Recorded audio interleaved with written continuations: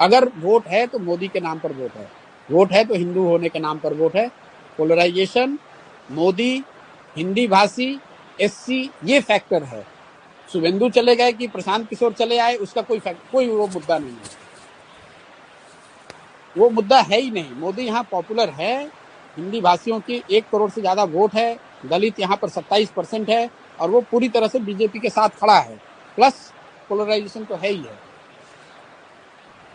Which way is the Mathua community going, Prashant? Mathua will be predominantly voting for BJP, not as unitedly as they did in Lok Sabha, लेकिन मुझे लगता है अभी भी Matua will 75 BJP 25 Trinamool. हम लोग एक सर्वे करते हैं कि आप वोट किसको दीजिएगा और सरकार किसकी बन रही है, तो सरकार किसकी बन रही है उसमें प्रीडोमिनेंटली बीजेपी ही आता है हम लोग के भी सर्वे में। उसको हम लोगों ने खंगाल कर देखा भी ऐसा क्यों आ रहा है। ऐसा इसलिए आ रहा है कि जो बीजेपी को वोट कर रहा है वो तो कह ही रहा है कि बीजेपी की सरकार बन रही है। जो लेफ्ट को वोट करने वाले 10 से 15% लोग हैं, उसमें करीब 2/3 लोगों का ऐसा मानना है कि बीजेपी की सरकार बन रही है। तो वो मेजोरिटी जो है वो आपको हमेशा सुनाई देगा, हमेशा कि बीजेपी की सरकार बन रही है।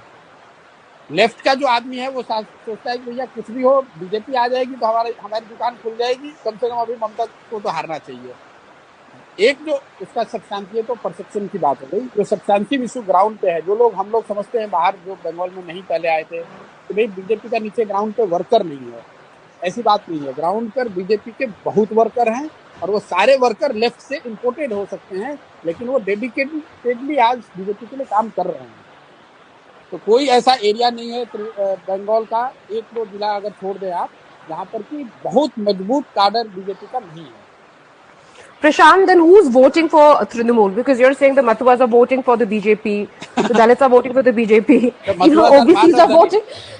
Yeah, okay, so I'm saying I'm talking about different communities, right? So OBCs, you're saying most, all Hindus are voting for BJP. So who's voting for TMC and why are you so confident that BJP? I have said 50%, 50 to 55% Hindus are voting for BJP. जो major जो problem है, which we have to accept, कि 20 years से there has been blatant effort and everything has been done to appease the minority.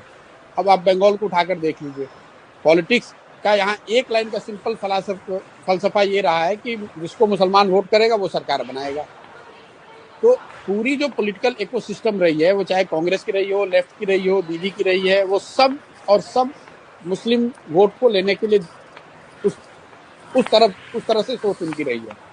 पहली बार हिंदुओं को ऐसा लग रहा है कि अच्छा भैया हमको भी तो कोई पूछ रहा है।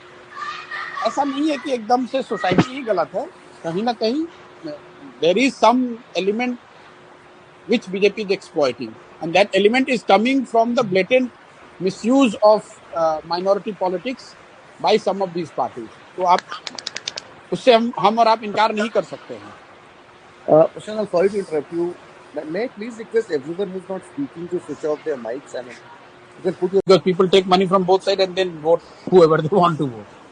Okay, it was a so differentiator when one person was distributed. People are tweeting about this clubhouse thing, and they're saying that Prashant Kishore, along with other journalists, we have declared victory of Narendra Modi in West Bengal. Is it open? I don't know. I mean, somebody has just tweeted the screenshot on Twitter, tagging me and other people, and saying that we all have declared Narendra Modi's victory in West Bengal. But who's done that? Okay, okay. Listen, there are people in this room. Himanshu Jain. No, Himanshu Jain, somebody else is reporting to Himanshu Jain from this room. If you keep an open room for everybody to join in and listen, you can't prevent people from tweeting. And these things don't matter. Anyone can say anything, right? I mean, it doesn't make a difference. I know, but this is often seen as evidence. And one more thing I just needed people to remember was that whatever you say on Clubhouse is recorded. Yeah, that also I think all of us know. No, Sanjay, not everything is recorded. No, the Clubhouse keeps recording.